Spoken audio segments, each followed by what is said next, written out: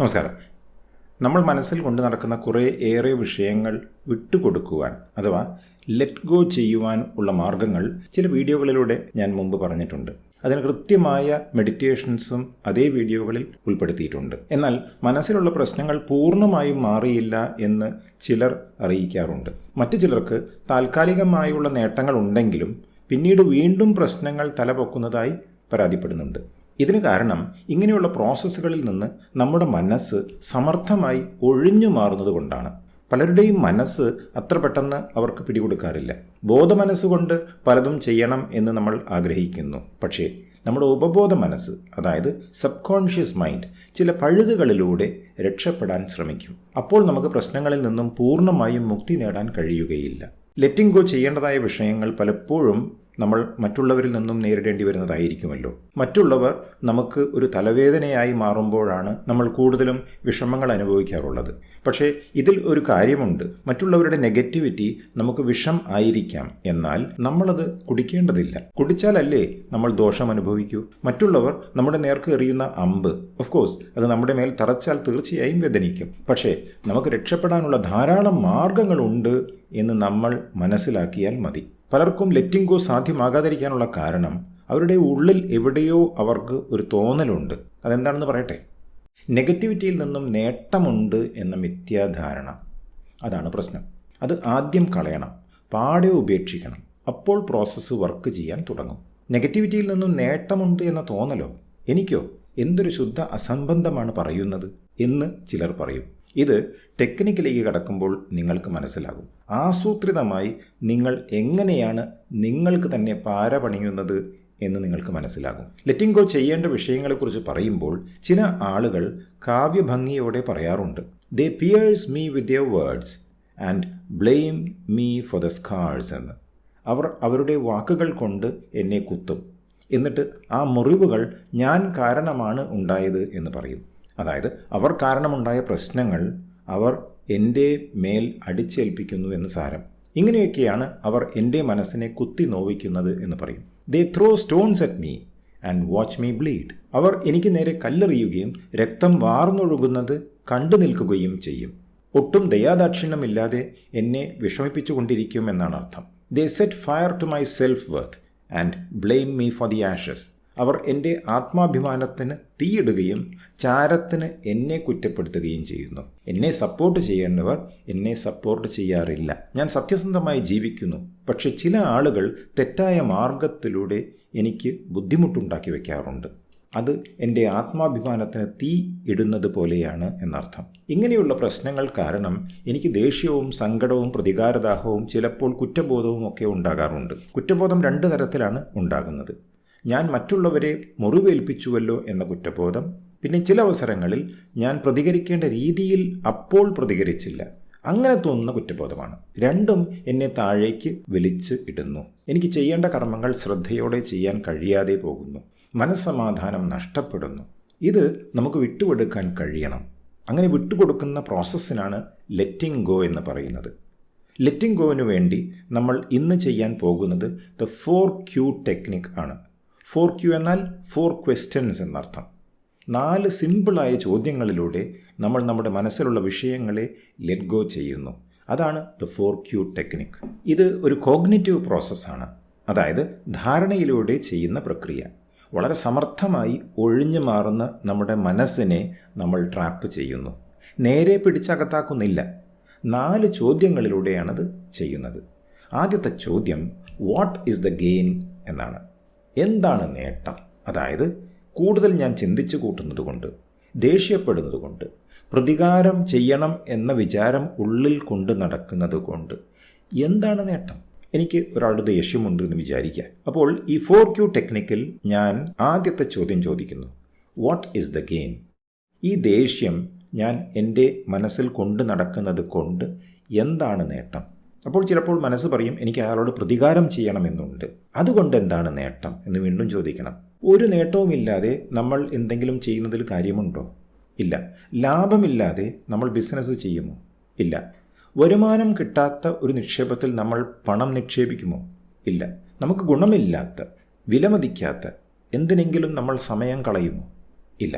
അപ്പോൾ what is the gain എന്ന ചോദ്യം കൊണ്ട് നമ്മൾ അർത്ഥമാക്കുന്നത് ഇത് മനസ്സിൽ കൊണ്ട് നടക്കുന്നത് കൊണ്ട് എന്താണ് നേട്ടം എന്നതിൻ്റെ വ്യക്തത കൊണ്ടുവരണം എന്നാണ്.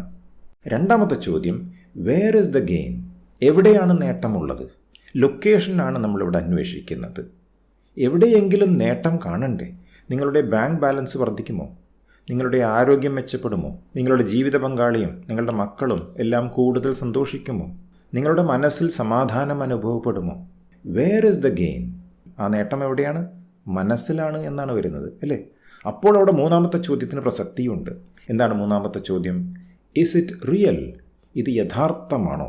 സത്യമാണോ? സത്യമാണെങ്കിൽ യഥാർത്ഥമായിരിക്കണം. അതായത് നിങ്ങൾക്ക് കാണാനും കേൾക്കാനും അനുഭവിക്കാനും സാധിക്കണം. ഏതെങ്കിലും തരത്തിൽ എൻ്റെ ജീവിത പങ്കാളിക്കോ കുട്ടികൾക്കോ ഈ നേട്ടം കൊണ്ട് വല്ല സന്തോഷവും ഉണ്ടാകുമോ? ഇത് ഞാൻ പുറത്തു പറഞ്ഞാൽ ആളുകൾ എന്നെ അഭിനന്ദിക്കുമോ? ഈ ചോദ്യങ്ങൾ കൃത്യമായി ചോദിച്ചാൽ നേട്ടം സത്യമല്ല എന്ന് മനസ്സിലാകും. ഇവിടെ നിങ്ങൾ വീണ്ടും ശാഠ്യം പിടിക്കുക എന്ന് വിചാരിക്കുക. അല്ല, സത്യമാണ് എന്ന് പറയുകയാണെങ്കിൽ നാലാമത്തെ ചോദ്യം വരും. How do you no? നിങ്ങൾക്ക് എങ്ങനെ അറിയാം? അതിൻ്റെ തെളിവെന്താണ്? എവിഡൻസാണ് നമ്മളിവിടെ ചോദിക്കുന്നത്. ഇപ്പോൾ നിങ്ങൾക്ക് അനുഭവിക്കാൻ കഴിയുന്നുണ്ടോ പഞ്ചേന്ദ്രിയങ്ങളിലൂടെ? ഇതൊക്കെ ഉണ്ടെങ്കിൽ മാത്രമാണ് ആ അറിവ് സത്യമാണ് എന്ന് വരുന്നുള്ളൂ. അറിവിന് അനുഭവം നിർബന്ധമാണ്. അനുഭവമില്ലാത്ത ഒന്നും സത്യമല്ല. അനുഭവം മനസ്സിലാണെങ്കിൽ അത് സത്യമല്ല. അനുഭവം നേരെ മുന്നിൽ പ്രത്യക്ഷപ്പെടണം. പഞ്ചേന്ദ്രിയങ്ങളിലൂടെ നമുക്കത് അനുഭവിച്ചറിയാൻ സാധിക്കണം. കൃത്യമായുള്ള ചോദ്യങ്ങളാണ്. വ്യക്തമായ ഉത്തരങ്ങൾ നിങ്ങൾ തേടണം ഈ ചോദ്യങ്ങളിലൂടെ. നമ്മൾ ഈ 4 ചോദ്യങ്ങളിലൂടെ സമർത്ഥിക്കുകയാണ് മറ്റുള്ളവർ കാരണം നമ്മൾ നമ്മുടെ മനസ്സിൽ കൊണ്ട് നടക്കുന്ന നെഗറ്റിവിറ്റി കൊണ്ട് യാതൊരു പ്രയോജനവുമില്ല എന്ന്. ഇനി ഇങ്ങനെ 4 ചോദ്യങ്ങളുമായി നമ്മൾ മുമ്പോട്ട് പോകുമ്പോൾ മനസ്സ് ചില പ്രതിരോധ തന്ത്രങ്ങൾ മേഞ്ഞെടുക്കും. അതിനാണ് റെസിസ്റ്റൻസ് ടാക്ടിക്സ് എന്ന് പറയുന്നത്. നമ്മുടെ മനസ്സ് നമ്മെ കബളിപ്പിക്കാൻ വേണ്ടി ചെയ്യുന്ന 4 തന്ത്രങ്ങൾ പറയാം. ആദ്യത്തേത് കൗണ്ടർ നെറേറ്റീവ്സ് എന്ന് പറയും. അതായത് എതിർവിവരണങ്ങൾ. വിട്ടുകൊടുക്കുന്ന പ്രക്രിയയെ മറികടക്കാൻ നമ്മുടെ മനസ്സ് ബദൽ വിശദീകരണങ്ങൾ കൊണ്ടുവരും. ഉദാഹരണത്തിന്, I am not hurt, I am just disappointed എന്ന് പറയും. എൻ്റെ മനസ്സ് പറയുകയാണ്, ഞാൻ ഹേർട്ടൊന്നുമല്ല, ചെറിയൊരു നിരാശ, അത്രയേ ഉള്ളൂ. എൻ്റെ ജീവിതവുമായി ബന്ധപ്പെട്ട് കിടക്കുന്ന ചില കാര്യങ്ങളാണല്ലോ, ഒരു ചെറിയ നിരാശയൊക്കെ സ്വാഭാവികമാണ്, ഇങ്ങനെയൊക്കെ മനസ്സ് പറയും. രണ്ടാമത്തത് റാഷണലൈസേഷൻസ്, ന്യായീകരണങ്ങൾ. നമ്മുടെ നെഗറ്റീവ് വികാരങ്ങളെ അല്ലെങ്കിൽ നമ്മുടെ ഉപബോധ മനസ്സിലെ പാറ്റേണുകളെ മുറുകെ പിടിക്കുന്നതിനുള്ള യുക്തിസഹജമായ വിശദീകരണങ്ങളും ന്യായീകരണങ്ങളും നമ്മുടെ മനസ്സ് മുമ്പോട്ട് കൊണ്ടുവരും. അപ്പോൾ ലെറ്റിംഗ് ഗോ നടക്കില്ല. നമ്മൾ ഈ വിശദീകരണങ്ങളിലും ന്യായീകരണങ്ങളിലും പെട്ടുപോകും എന്നർത്ഥം. For example, everyone encounters these problems. എല്ലാവർക്കുമുണ്ട് ഈ പ്രശ്നങ്ങൾ. മനുഷ്യൻ ജീവിച്ചിരിക്കുന്ന കാലത്തോളം ഇതെല്ലാം ഉണ്ടാകും. ഇതൊക്കെ പറയുന്നത് ന്യായീകരണങ്ങളാണ്, റാഷണലൈസേഷൻസ് ആണ്. ഇതുകൊണ്ട് ലെറ്റിംഗ് ഗോ പ്രോസസ്സ് നടക്കുമോ? ഇല്ല. ഇത് മനസ്സിലാക്കണം. മൂന്നാമത്തത് ഡിഫെൻസ് മെക്കാനിസം എന്ന് പറയും, പ്രതിരോധ തന്ത്രങ്ങൾ. ലെറ്റിംഗ് ഗോ ചെയ്യുമ്പോൾ ഉള്ള അസ്വസ്ഥത, അതിലുള്ള അനിശ്ചിതത്വം ഒഴിവാക്കാൻ നമ്മുടെ മനസ്സ് പ്രതിരോധ സംവിധാനങ്ങൾ ഉപയോഗിക്കും. ഫോർ എക്സാമ്പിൾ, എൻ്റെ മനസ്സ് പറയും, I am strong, it doesn't effect me so much. ഞാൻ ശക്തനാണ്, ഇതൊന്നും എന്നെ ബാധിക്കുന്നില്ല. ഇങ്ങനെയൊക്കെ പറഞ്ഞുകൊണ്ട് ഈ മനസ്സ് ആരെയെ പറ്റിക്കുന്നത്? എന്നെ തന്നെ. ഇത് മനസ്സിലാക്കിയാൽ നന്ന്. നാലാമത്തത് ഓഫ് ഷൂട്ട് ക്വസ്റ്റ്യൻസ്, ശാഖകളായുള്ള ചോദ്യങ്ങൾ. മരത്തിൽ നിന്ന് ശാഖകൾ വരുന്നത് പോലെ ഈ പ്രോസസ്സ് മുന്നോട്ട് പോകുമ്പോൾ വേറെ ചെറിയ ചെറിയ ചോദ്യങ്ങൾ പൊങ്ങി വരും. ലെറ്റിംഗ് ഗോ പ്രോസസ്സിനെ പൊളിച്ചു കളയാൻ, പരാജയപ്പെടുത്താൻ, തകർക്കാൻ വേണ്ടി. ഉദാഹരണത്തിന്, മനസ്സ് ചോദിക്കും, what if I forgive and they take advantage of me again? ഞാൻ ക്ഷമിച്ച ശേഷം അവർ എന്നെ വീണ്ടും മുതലെടുത്താലോ? എന്ത് ചെയ്യും? പറയൂന്ന്. ഇതിനാണ് മൈൻഡ് ഗെയിംസ് എന്ന് പറയുന്നത്. മനസ്സ് കുറേ ട്രിക്സ് കളിച്ചുകൊണ്ടേയിരിക്കും. നമ്മളിത് തിരിച്ചറിയണം. ഇങ്ങനെ പ്രോസസ്സിൽ ഏർപ്പെടുമ്പോൾ നമ്മുടെ മനസ്സ് പറയുന്ന ഓരോ കാര്യവും പ്രതിരോധ തന്ത്രങ്ങളാണ് എന്ന് മനസ്സിലാക്കണം. ഇങ്ങനെയുള്ള പ്രതിരോധ തന്ത്രങ്ങൾ നമ്മുടെ മനസ്സ് പ്രയോഗിച്ച് തുടങ്ങിയാൽ നമ്മളെന്ത് ചെയ്യണം? നമ്മൾ നേരത്തെ പറഞ്ഞ 4 ചോദ്യങ്ങളുണ്ടല്ലോ, ഈ പ്രതിരോധ തന്ത്രങ്ങൾക്കും ആ ചോദ്യങ്ങൾ ഉപയോഗിക്കണം. പ്രോസസ്സിലേക്ക് കിടക്കുമ്പോൾ നിങ്ങൾക്കെല്ലാം കൃത്യമായി മനസ്സിലാകും. നമുക്കൊരു കാര്യം ചെയ്യാം. ഒരു റിഫ്ലക്റ്റീവ് മെഡിറ്റേഷനിലൂടെ ഈ പഠിച്ച കാര്യങ്ങൾ ഒന്ന് പ്രാക്ടീസ് ചെയ്യാൻ കഴിയുമോ എന്ന് നോക്കാം. അപ്പോൾ അതൊക്കെ കണ്ണുകൾ അടച്ചു വെച്ചോളൂ. ഇനി നിങ്ങളുടെ മനസ്സിൽ വിഷമമുണ്ടാക്കുന്ന ഒരു കാര്യം ഇപ്പോൾ കൊണ്ടുവരാവുന്നതാണ്. മറ്റൊരു വ്യക്തിയുമായോ അല്ലെങ്കിൽ വ്യക്തികളുമായോ സംബന്ധിക്കുന്ന ഒരു വിഷയമായിക്കോട്ടെ. ഒരു പ്രശ്നം മാത്രമാണ് കൊണ്ടുവരേണ്ടത്. കൂടുതൽ പ്രശ്നങ്ങൾ ഉണ്ടെങ്കിൽ ഓരോന്നോരോന്നായി ചെയ്യുകയാണ് വേണ്ടത്. അപ്പോൾ നിങ്ങളുടെ മനസ്സിൽ ദുഃഖമോ ദേഷ്യമോ കുറ്റബോധമോ പ്രതികാരമോ ഇങ്ങനെ എന്തെങ്കിലും ഫീലിങ്സ് ഉണ്ട് എങ്കിൽ ഇത് വിട്ടുകൊടുക്കുകയാണ് നമുക്ക് വേണ്ടത്. പക്ഷേ സ്വാഭാവികമായ രീതിയിൽ വിട്ടുകൊടുക്കുക അത്ര എളുപ്പമല്ല.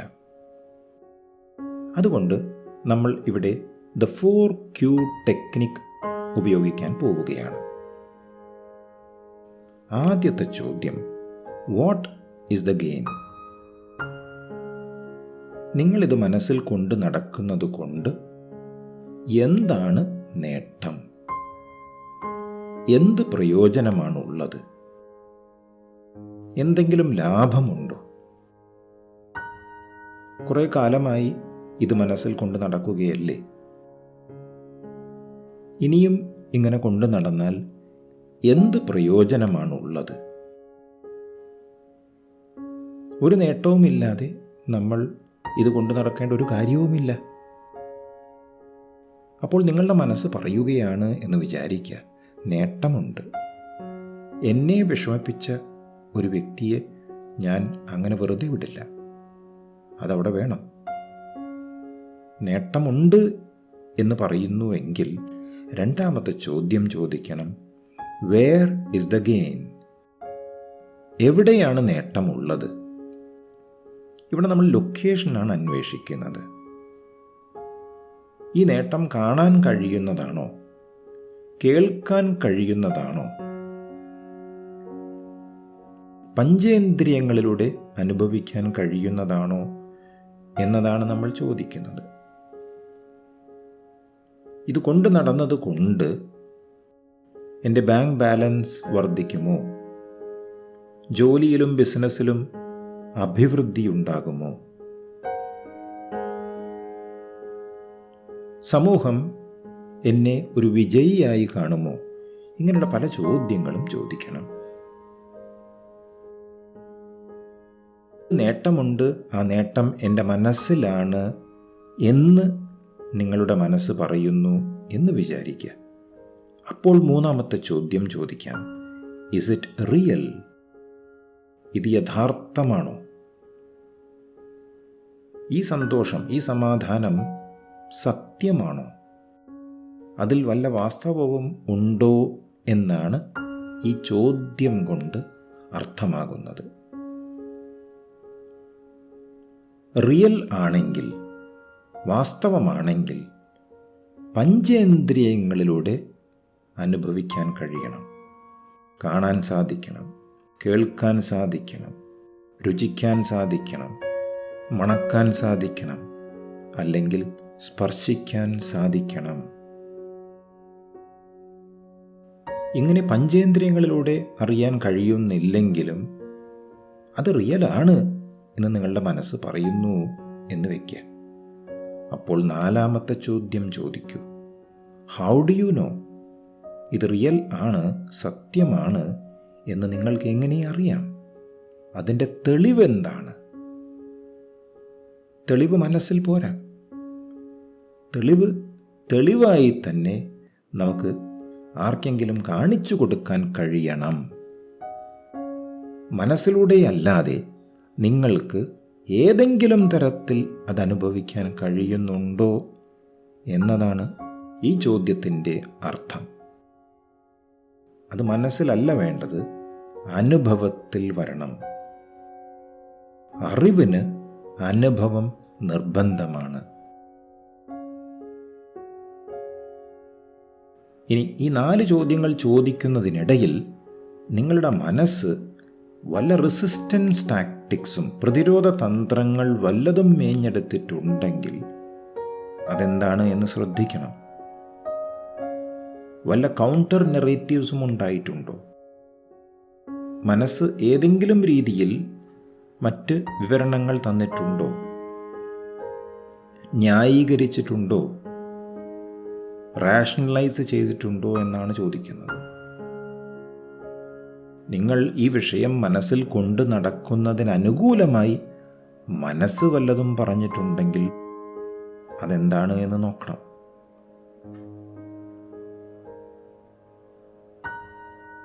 വല്ല ഡിഫൻസ് മെക്കാനിസംസോ, അതല്ല ഇതുമായി ബന്ധപ്പെടാത്ത മറ്റു വല്ല ചോദ്യങ്ങളോ, ഓഫ് ഷൂട്ട് ക്വസ്റ്റ്യൻസ്, ഇങ്ങനെ വല്ലതും മനസ്സിൽ തെളിഞ്ഞുവോ എന്ന് നോക്കുക. ഉണ്ടെങ്കിൽ അതിനും ഈ 4 ചോദ്യങ്ങൾ ചോദിക്കണം.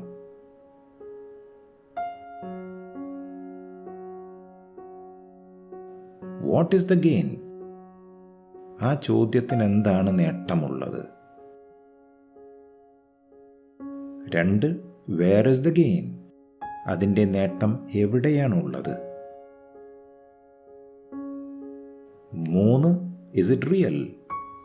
ആ നേട്ടം യഥാർത്ഥമാണോ, സത്യമാണോ? 4, ഉണ്ടെങ്കിൽ ഹൗ ഡു യു നോ? നിങ്ങൾക്ക് എങ്ങനെ അറിയാം? അതിൻ്റെ തെളിവെന്താണ്? ഈ 4 ചോദ്യങ്ങളിലൂടെ നിങ്ങളുടെ മനസ്സ് മേഞ്ഞെടുത്ത ഒരു ന്യായീകരണത്തിന് പ്രസക്തിയില്ലാതെയാകും. അപ്പോൾ വീണ്ടും മനസ്സിലുണ്ടായിരുന്ന പഴയ വിഷയമുണ്ടല്ലോ, അതിലേക്ക് വീണ്ടും ശ്രദ്ധ കൊണ്ടുപോകാം. എന്നിട്ട് ഈ 4 ചോദ്യങ്ങൾ വീണ്ടും ചോദിക്കാം. What is the gain? Where is the gain? Is it real? How do you know? വാട്ട് is the gain? Where is the ഗെയിൻ? Is it real? How do you know?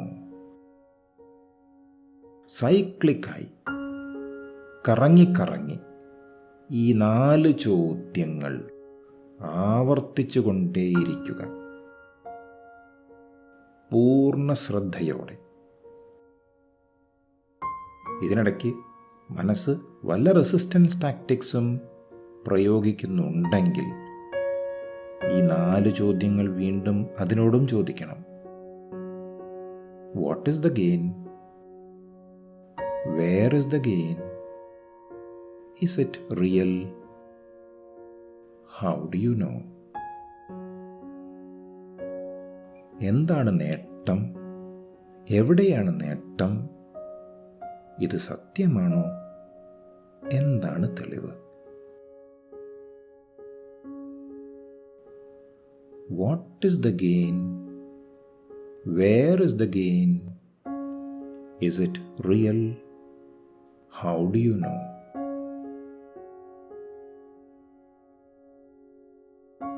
നിങ്ങളുടെ കൗണ്ടർ നെറേറ്റീവ്സിനെയും റാഷണലൈസേഷൻസ്, ന്യായീകരണങ്ങളെയും ഡിഫൻസ് മെക്കാനിസംസ്, പ്രതിരോധ സംവിധാനങ്ങളെയും offshoot questions, ശാഖകളായുള്ള ചോദ്യങ്ങളെയും ഈ 4 ചോദ്യങ്ങൾ കൊണ്ട് നേരിടുക. What is the gain? Where is the gain? Is it real? How do you know? എന്താണ് നേട്ടം? എവിടെയാണ് നേട്ടം? അത് സത്യമാണോ? അതിനെന്താണ് തെളിവ്? Very good. നിങ്ങൾ ഏത് വിഷയത്തിന് വേണ്ടിയാണോ ഇപ്പോൾ ഇത് ചെയ്തത്, അതേക്കുറിച്ചുള്ള മനസ്സിലുള്ള ആന്തരിക സംഭാഷണങ്ങൾ പൂർണ്ണമായും നിലച്ചു എങ്കിൽ താങ്കൾക്ക് പതുക്കെ കണ്ണുകൾ തുറക്കാം. Welcome back. എല്ലാ ചോദ്യങ്ങളും ശരിക്ക് ചോദിക്കാൻ കഴിഞ്ഞു എന്ന് വിശ്വസിക്കുന്നു. ഇനി നിങ്ങൾ ഏത് വിഷയത്തിന് വേണ്ടിയാണ് ഇത് ചെയ്തത് അത് മനസ്സിലേക്ക് കൊണ്ടുവന്ന് നോക്കൂ. എന്തു തോന്നുന്നു? മാറ്റമില്ലേ? ഉണ്ടെങ്കിൽ വിവരം കമൻറ്റിൽ എഴുതുക. പൂർണ്ണമായും മാറിയില്ല എങ്കിൽ വീണ്ടും ഒരാവർത്തി കൂടി ചെയ്തു നോക്കുക. അങ്ങനെയെങ്കിൽ അടുത്ത വീഡിയോയിൽ വീണ്ടും കാണാം എന്ന് പറഞ്ഞ് നിർത്തട്ടെ. നന്ദി, നമസ്കാരം.